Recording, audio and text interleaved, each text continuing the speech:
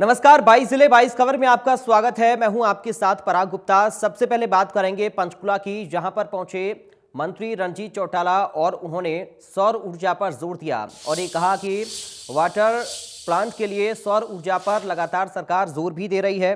दरअसल पंचकुला में बिजली मंत्री रणजीत सिंह ने नवीन एवं नवीनीकरण ऊर्जा विभाग की ओर से आयोजित राज्य स्तरीय ऊर्जा संरक्षण पुरस्कार वितरण कार्यक्रम में हिस्सा लिया और इस मौके पर उन्होंने ऊर्जा संरक्षण के क्षेत्र में उल्लेखनीय कार्य करने के लिए उद्योगों, भवन मालिकों और शैक्षणिक संस्थाओं को सम्मानित भी किया। कार्यक्रम में उन्होंने best practice on energy conservation for hospitals नाम की हैंडबुक का विमोचन भी किया। कार्यक्रम को संबोधित करते हुए उन्होंने कहा कि किसान 2021 से 22 के लिए 22,000 सोलर ट्यूबवेल कनेक्शन देने का लक्ष्य निर्धारित किया गया है, जिसमें से अब तक 15,000 सोलर ट्यूबवेल कनेक्शन सरकार बांट चुकी है। सरकार 2022 से 23 तक प्रदेश में 50,000 सोलर ट्यूबवेल कनेक्शन देगी।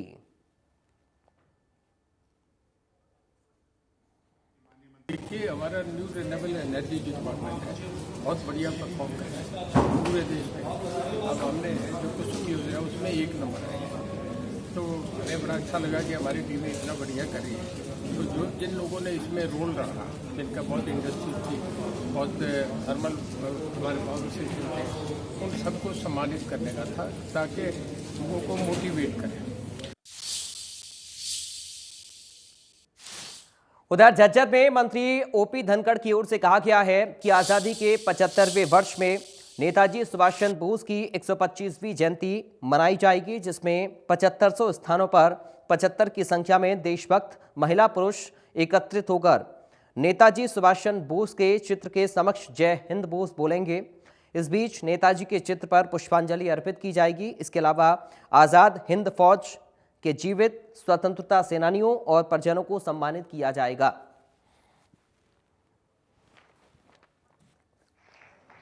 एक हिस्सेदार हैं 1857 में, जिन्होंने प्रथम स्वतंत्रता संग्राम में हिस्सा लिया। दूसरी हिस्सेदारी है कांग्रेस की, जिसकी भी चर्चा हो रही थी। तीसरी हिस्सेदारी है स्वतंत्रता सेनानी, वो जो क्रांतिकारी थे, भगत सिंह, राजगुरु सुखदेव, राम प्रसाद बिस्मिल, अशफाक उल्लाह खां, चंद्रशेखर आजाद, विनायक दामोदर सावरकर। और एक हिस्सेदारी है आजाद हिंद फौज और उसके सिपाहियों की, नेताजी सुभाष चंद्र बोस की। और इन चारों में से जब हम देखेंगे, जैसे मेरे सहयोगी वक्ता कह रहे थे, दलाल साहब कह रहे थे कि एक का जिक्र तो बहुत ज़्यादा है और 3 का जिक्र कम है। और इतना कम है कि उनका काम ज़्यादा है। 3,27,000 लोग कहते हैं इस देश की आज़ादी की लड़ाई में मरे। 13,500 लोगों को कहते हैं फांसी हुई। उसका एक शहीद कोष करके एक रिकॉर्ड बना है।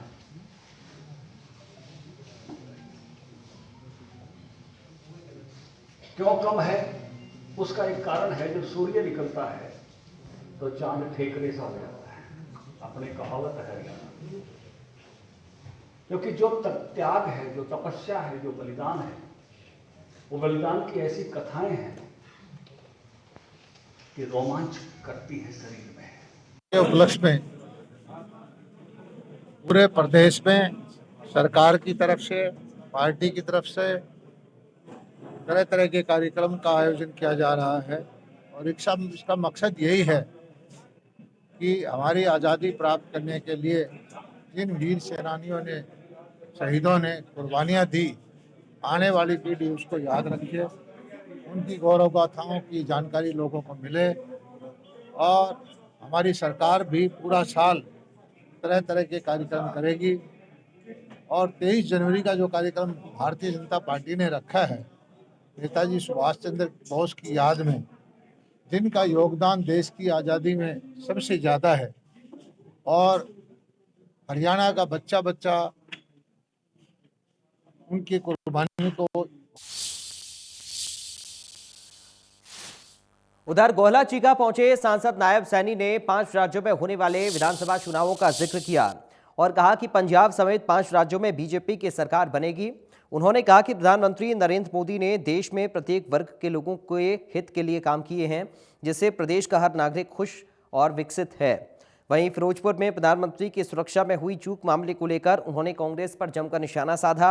नायब सैनी ने कांग्रेस को लूट का दल बताते हुए कहा कि पिछले 7 वर्षों में बीजेपी सरकार ने बिना खर्ची पर्ची के 1 लाख युवाओं को रोजगार दिया है। मुख्यमंत्री मनोहर लाल प्रदेश के विकास के प्रति वचनबद्ध हैं। तो देश के अंदर गरीब के हित में काम किए हैं और उसका लाभ डायरेक्ट पहुंच रहा है। लोग आज उन सब बातों को लेकर के खुश हैं। आज भारतीय जनता पार्टी 5 राज्यों में भारी बहुमत से अपनी सरकार बनाएगी। पंजाब में भी बनाएगी, उत्तराखंड में भी बनाएगी, मणिपुर में भी बनाएगी, गोवा में भी बनाएगी, उत्तराखंड में भी बनाएगी, उत्तर प्रदेश में भी बनाएगी। कांग्रेस की एक बड़ी ये गंदी सोच, एक इतनी बड़ी हरकत कि वहां से जहां प्रधानमंत्री जी को रोका गया उस स्थान से मात्र 15 किलोमीटर दूरी के ऊपर पाकिस्तान का बॉर्डर, कोई ज्यादा दूर भी नहीं, आधा घंटा तक प्रधानमंत्री जी खड़े रहते हैं और पूरा का पूरा पंजाब सरकार के ध्यान में 3 दिन पहले सारा का सारा कार्यक्रम। मंत्री जी लगातार हरियाणा प्रदेश के विकास को आगे बढ़ाने के लिए दिन रात काम कर रहे हैं। केंद्र की कोई भी योजना है, उस योजना को तुरंत लोगों को लाभ मिले, उसको धरातल पर उतारने का काम करते हैं और ताकि लोगों को उसका लाभ मिलना चाहिए। उधर रोहतक नगर निगम के मेयर मनमोहन गोयल का 3 साल का कार्यकाल पूरा हो चुका है, लेकिन मनमोहन गोयल अपने ही कार्यकाल से संतुष्ट नहीं हैं। दरअसल उनका मानना है कि जनता के लिए जो काम करने चाहिए थे उनकी कमी रही है, जिसकी वजह बजट की कमी होना है। यही नहीं, मनमोहन गोयल आज भी अपने आप को असहाय महसूस करते हैं। उनका कहना है कि मेयर के पास जो शक्तियां होनी चाहिए वो प्रदेश में किसी भी मेयर के पास नहीं है और अधिकारी इसका फायदा उठाकर मनमानी कर रहे हैं।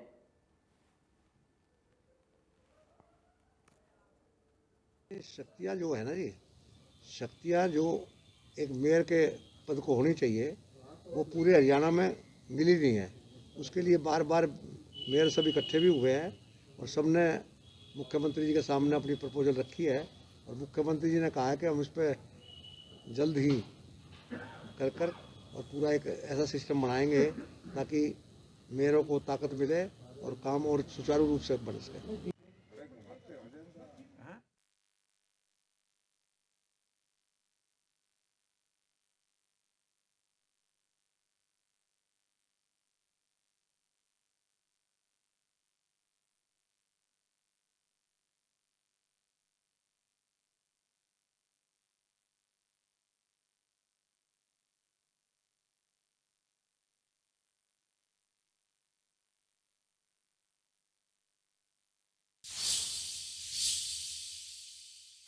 उधर नूह में एक हादसा हो गया। दरअसल मिट्टी में दबने से 4 लड़कियों की मौत हो गई और इस हादसे के बाद विधायक आफताब अहमद पीड़ित परिवार को ढांढस बंधाने पहुंचे।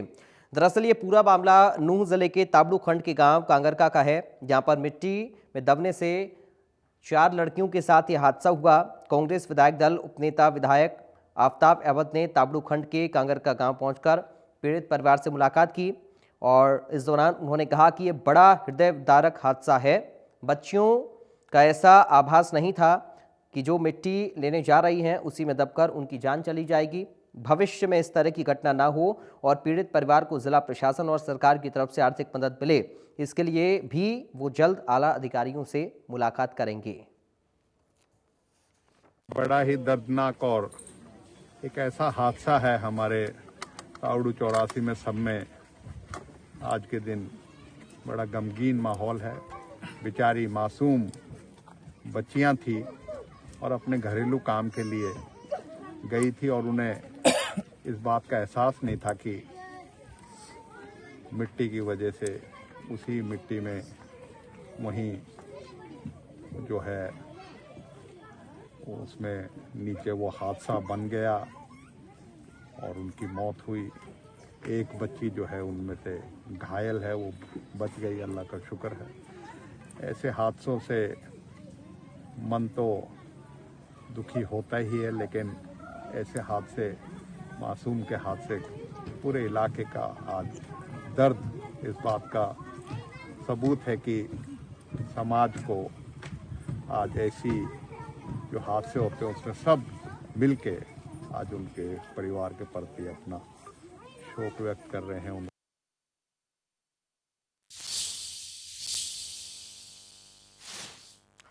पूरे देश के साथ साथ प्रदेश में भी कोरोना का कहर लगातार जारी है और करनाल में भी नए 349 मामले दर्ज किए गए हैं और इनमें 24 घंटे के दरमियान की अगर हम बात करें तो 44 लोगों की मौत भी हुई है।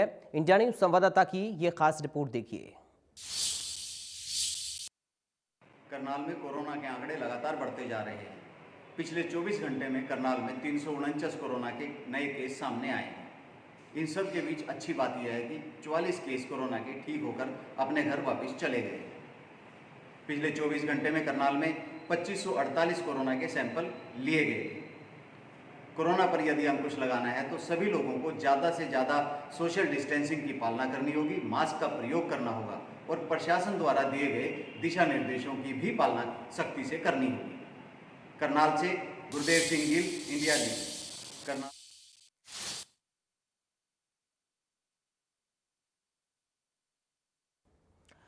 10 जनवरी से 60+ लोगों को और फ्रंटलाइन वर्कर्स को बूस्टर डोज लगना शुरू हो गई है और ऐसे में फरीदाबाद में जो बुजुर्ग हैं जिनको बूस्टर डोज लगनी है उन्होंने खुशी जाहिर करते हुए सरकार का आभार व्यक्त किया है। दरअसल लोगों में अच्छा खासा उत्साह भी इसको लेकर देखा जा रहा है। बूस्टर डोज लगवाने के लिए इंडिया न्यूज़ ने 60+ के लोगों से बातचीत भी की है, सुनवाते हैं आपको। मेरी तो अभी फिलहाल नहीं लगी, बस मैंने पहली वाली 2 लगवा ली हैं और ये भी अभी 1-2 4 दिन में लगवाएंगे। बढ़िया जी, सबके लिए हाँ, सबके लिए ही है। बुजुर्गों तो हाँ लगवाएंगे जी, लगवाएंगे। अच्छी है बुजुर्गों के लिए ये, बहुत बढ़िया जी। लग गई मेरी बूस्टर। अब ये बताइए कि कितना सही है बुजुर्गों के हित में ये बूस्टर डोज? बहुत बढ़िया है, लग गई है। कैसा महसूस कर रहे हैं अब आप? ठीक है, बहुत अच्छा है। सरकार ने ये जो बुजुर्गों के लिए किया, ये बुजुर्गों के लिए कितना अच्छा मानते हैं आप? बहुत अच्छा। हरियाणा की जेलों में भी कोरोना का कहर साफ तौर पर नजर आ रहा है। फरीदाबाद में 8 कैदी संक्रमित मिलने के बाद अब अंबाला सेंट्रल जेल में भी कैदियों के संक्रमित होने की जानकारी मिली है। दरअसल अंबाला की सेंट्रल जेल में अब 6 बंदी संक्रमित पाए गए हैं और जिन बंदियों में कोरोना संक्रमण की पुष्टि हुई है वो नए बंदी हैं जिनकी रिपोर्ट पॉजिटिव आने के बाद उन्हें अस्पताल में इलाज के लिए भेज दिया गया है। फिलहाल जेल एसपी का ये कहना है कि जेल में कोरोना से बचाव को लेकर सभी नियमों का पालन किया जा रहा है। अभी तक 6 बंदी पॉजिटिव आए हैं जी, वे सारे नए बंदी थे। इनमें से 2 तो बाहर से बाहर ही भेज दिए गए थे। 4 बंदी जो आज आए थे फॉर एग्जांपल, कल उनकी रिपोर्ट आने के बाद उनको तुरंत हॉस्पिटलाइज कर दिया गया था। सर कंडीशंस वगैरह कैसी हैं उनकी?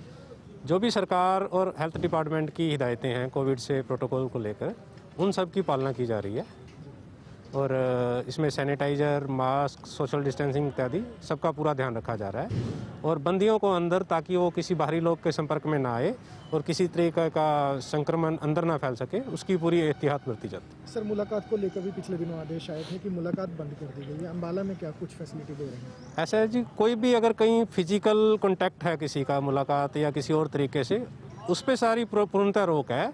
पर जो हाई पावर्ड कमेटी हमारी माननीय उच्च न्यायालय चंडीगढ़ की है, उसके आदेश के अनुसार हरियाणा प्रदेश में स्वास्थ्य कर्मियों ने अपनी मांगों को लेकर आज 1 दिन की हड़ताल की है और चरखी दादरी में भी इस हड़ताल का असर देखने को मिला।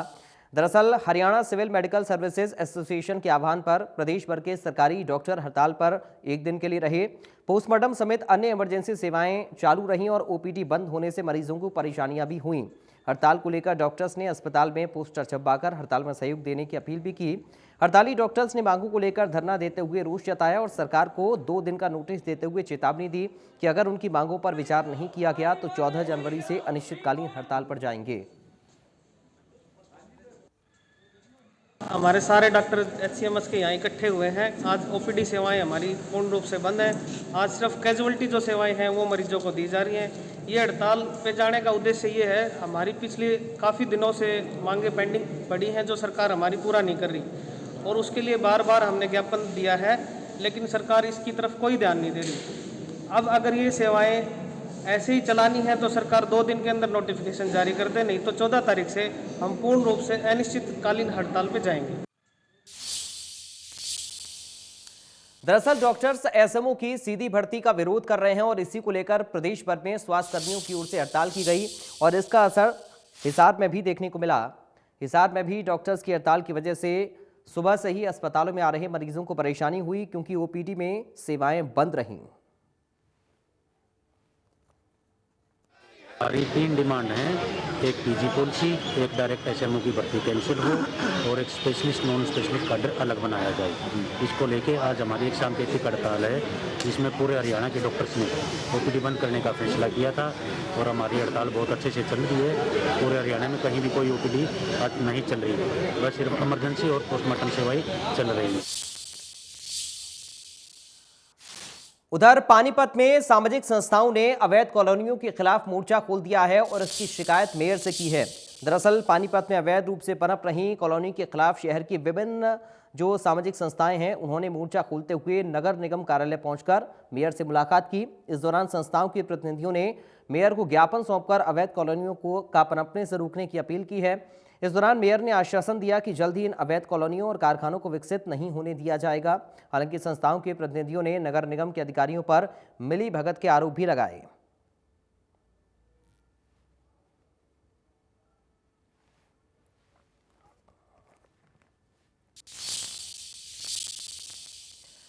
उधर सोनीपत में आंगनवाड़ी वर्कर्स की ओर से प्रदर्शन किया गया है। दरअसल वेतन समेत अपनी कई मांगों को लेकर आंगनवाड़ी वर्कर्स प्रदर्शन करते हुए नजर आए। आंगनवाड़ी कार्यकर्ताओं के समर्थन में आए संगठनों के पदाधिकारियों ने कहा कि जब तक 19 सूत्री मांग पत्र पर बातचीत के माध्यम से समाधान होने तक आंदोलन जारी रहेगा। उन्होंने कहा कि सरकार जितना लंबा आंदोलन खींचेगी उतना ही आंदोलन मजबूत होगा। आंगनवाड़ी कार्यकर्ता बड़ी ताकत के साथ आंदोलन में बढ़ चढ़कर भाग ले रही हैं। मांगों का समाधान होने तक आंदोलन जारी रखने की बात कही जा रही है।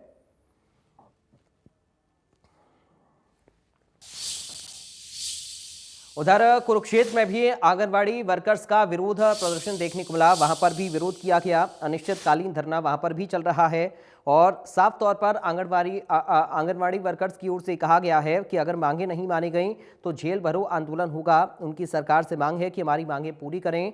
आंगनवाड़ी वर्कर्स का ये कहना है कि सरकार अपने वादे से मुकर रही है।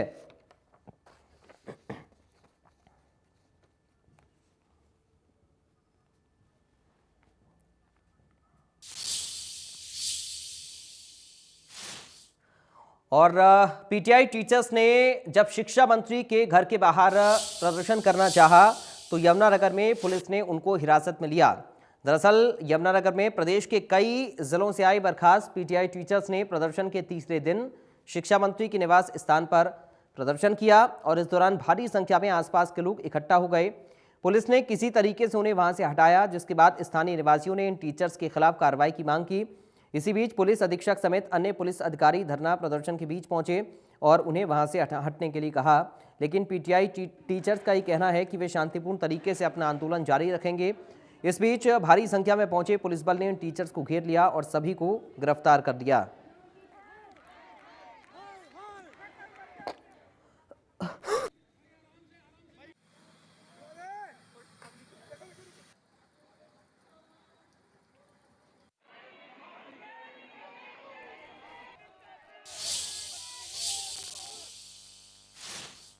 भिवानी में हरियाणा कर्मचारी महासंघ की बैठक हुई है और इस बैठक में आगे की रणनीति बनी, जिसमें कर्मचारी महासंघ ने 23 और 24 फरवरी को पूरे प्रदेश में हड़ताल करने का फैसला लिया। दरअसल कर्मचारी महासंघ की बीते कई सालों से पुरानी पेंशन बहाली, कच्चे कर्मचारियों को पक्का करने, समान काम समान वेतन की मांग पर अड़े हैं, जो अभी तक पूरी नहीं हुई है। कर्मचारी महासंघ का ये कहना है कि अगर मांगें पूरी नहीं हुई तो ये हड़ताल अनिश्चितकालीन भी हो सकती है।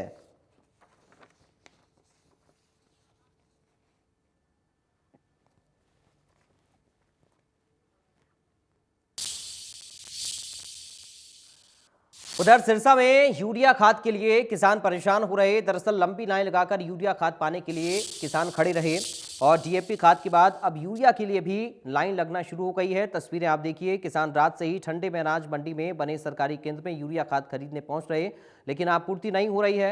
अब किसानों का ये कहना है कि रात से ही खाद के लिए बैठे हैं, ना तो नंबर आया, ना कोई उचित व्यवस्था है। हम चाहते हैं कि व्यवस्था में सुधार हो, खाद का सही ढंग से वितरण हो। यूरिया खाद लेने पहुंचे किसान कोविड हिदायतों की भी पालना नहीं कर पा रहे हैं, ना तो मास्क लगा रहे हैं, ना ही सोशल डिस्टेंसिंग का पालन हो पा रहा है।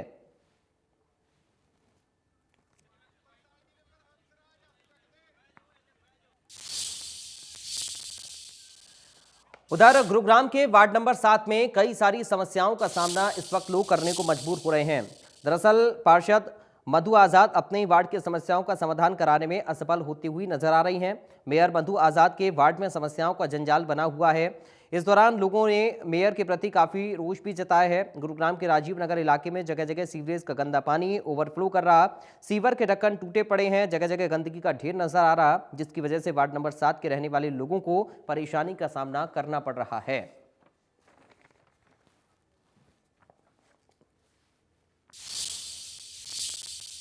तो फिलहाल 22 जिले 22 खबर में मेरे साथ इतना ही। बाकी खबरों के लिए आप देखते रहिए इंडिया न्यूज।